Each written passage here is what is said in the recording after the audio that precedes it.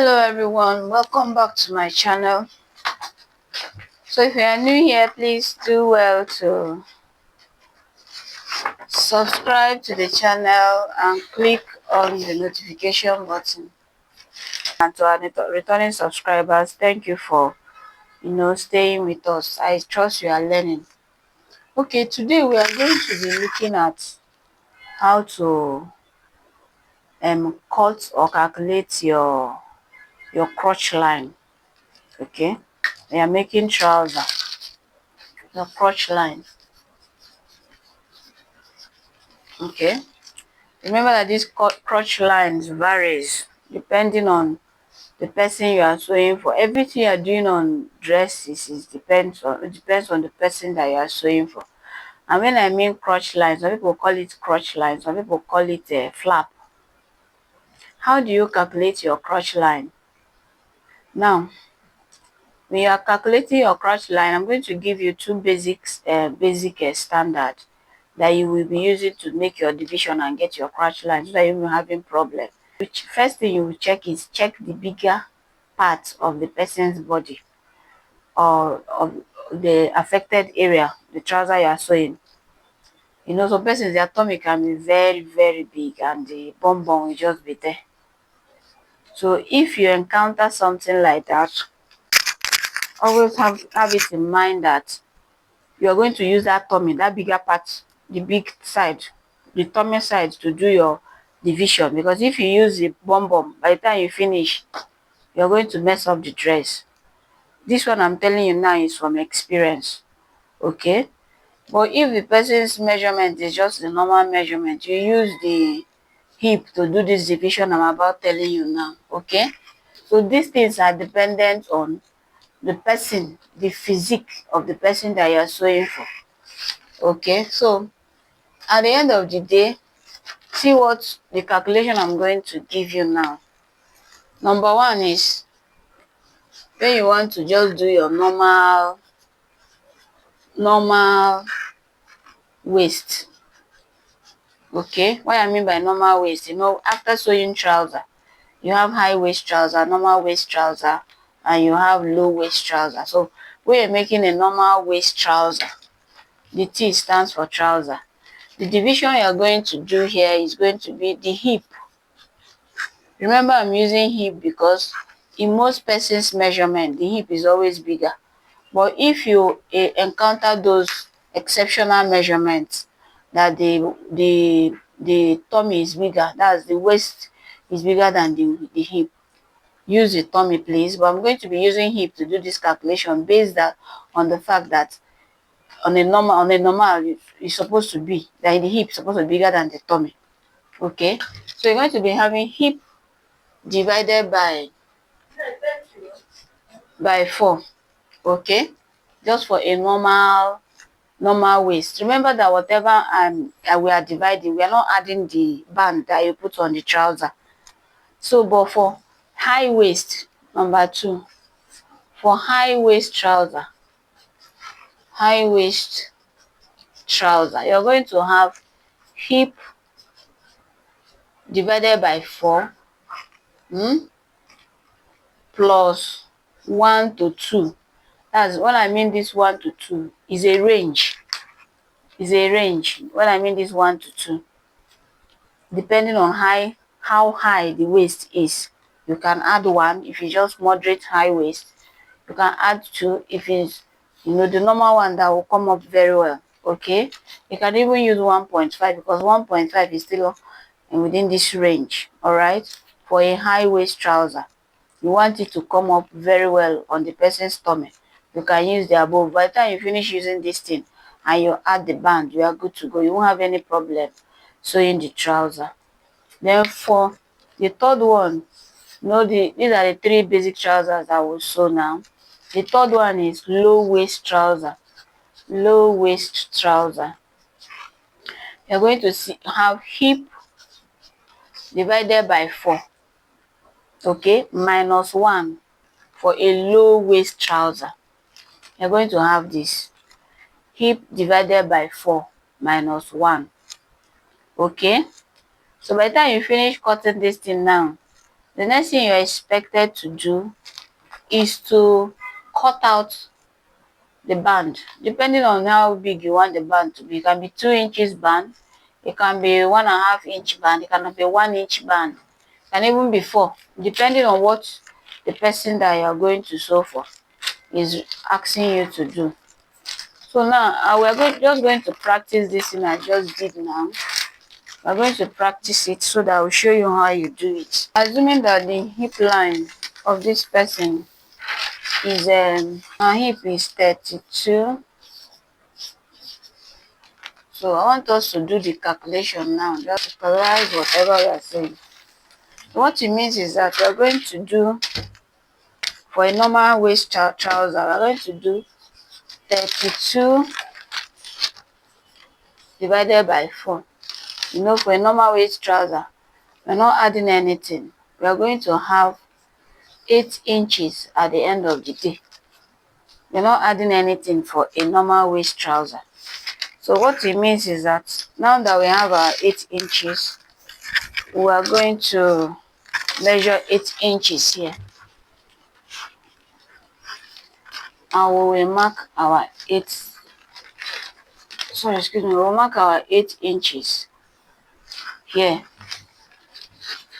And this line here, the front line of the end part of the crotch, is always ranging from 2 inches, sometimes 1.5, but that 1.5 may likely be using it for children alone. 2 to 3 inches, depending on the person you are sewing for.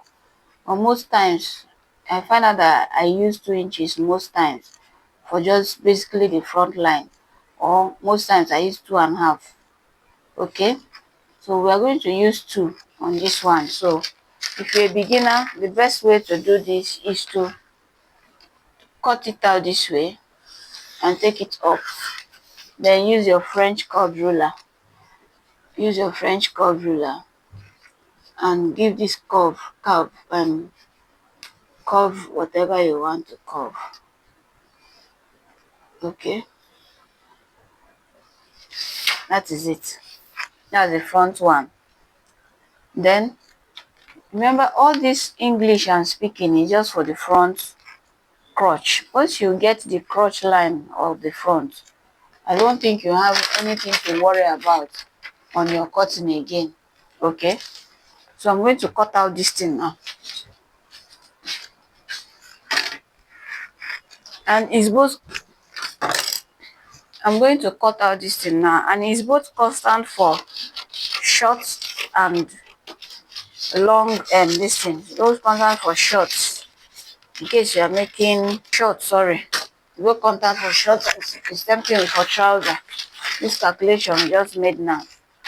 So the next thing we are going to do is to cut the back of the trouser. This is going to be the back of the trouser that we are making. Okay, please watch what I'm doing, because that may likely be the problem you've been having anytime you are making your trousers. That is a normal waist trouser, does not mean that I will not add anything here. The back end of the crotch, that is a normal trouser, does not mean I'm not going to add. That is a high waist trouser, does not mean I'm not going to add. That is a, what is it called, low waist trouser, does not mean I'm not going to add. Okay, as far as this calculation is concerned, it concerns the front. Once you are done calculating this front, you will now use it to do the rest. So look at what I mean with all this grammar that I'm speaking. Because of our back, because of the bum bum, we don't do front and back of a trouser to be equal.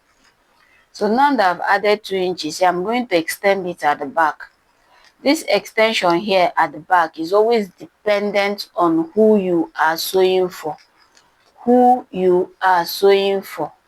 Do you understand? The extension at the back is, so what it means is that if I'm sewing for somebody that is bigger, of course the extension should be extended to maybe 3 inches, 3.5. If it's a moderate sized person, I can use 2.5 extra.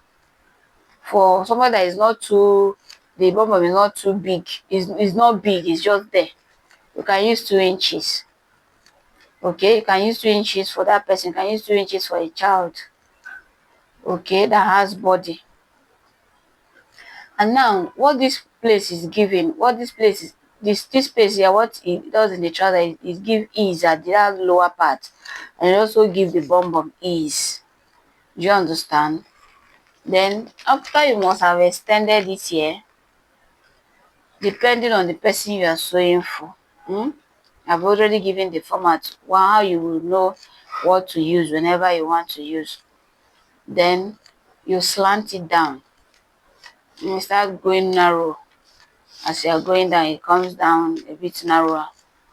Then what happens next is that this place now, this upper side, please always don't forget this upper side. We are going to extend this upper side. And what this one does is that, it's not after sewing trousers, you're going down. You will, after sewing, you find out that when you sit down, your body is half outside. Doesn't make sense now, except that is what you have in mind of sewing. But if you have in mind of making a normal and a good trouser, what you should do is what I'm showing you now. Maybe you have made several trousers and it doesn't give you that. See where you are missing it. No matter what you add here, always remember to extend here a bit.